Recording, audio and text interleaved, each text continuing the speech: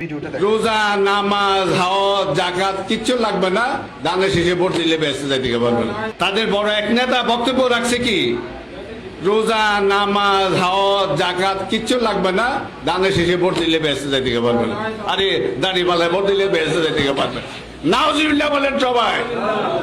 এই কথাটা যারা বলে এরাও জাহান্নামী, আর যারা যদি বিশ্বাস করে তারাও জাহান্নামী হবে। তাহলে ভিডিওটা ফার্স্ট ভিডিওটা দেখছি, তখনই আমার একটা ডাউট লাগছিল যে ওনার যে লেভেস, ওনার মুখ দিয়ে তো এরকম কথা বের হওয়ার কথা না। ওনাকে তখনই দেখে বুঝে গেছিল যে উনি একটা শিক্ষিত লোক।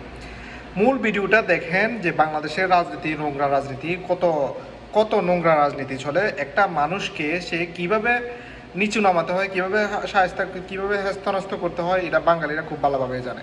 আমরা কোনো একটা জিনিস সোশ্যাল মিডিয়াতে না দেখে অ্যানালাইজ না করে শুধু এটা শেয়ার করতে থাকি।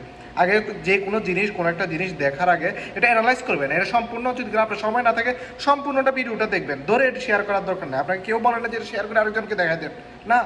আপনি আগে একটা ভিডিও আপনার সামনে আসবো, আপনি এটা নিজে অ্যানালাইজ করবেন, নিজে বুঝবেন, নিজে বুঝে উপলব্ধি করবেন, তারপরে শেয়ার করবেন। আপনার যে কোনো ভিডিও ফাইলে আগে ধরে নিজে দেখছেন না দেখছেন ঠাস করে শেয়ার করে আরেকজনকে দিয়ে দেখা দেন।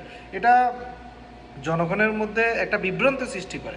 আপনারা একটা মানুষকে হ্যাস্তনাস্ত করে, একটা মানুষের নিজস্ব পার্সোনালিটি আছে। আপনারা কোনো জিনিস আগে অ্যানালাইজ করেন না। যদি কোনো অ্যানালাইজ করতে না পারেন শেয়ারের দরকার নাই, প্রয়োজন নাই।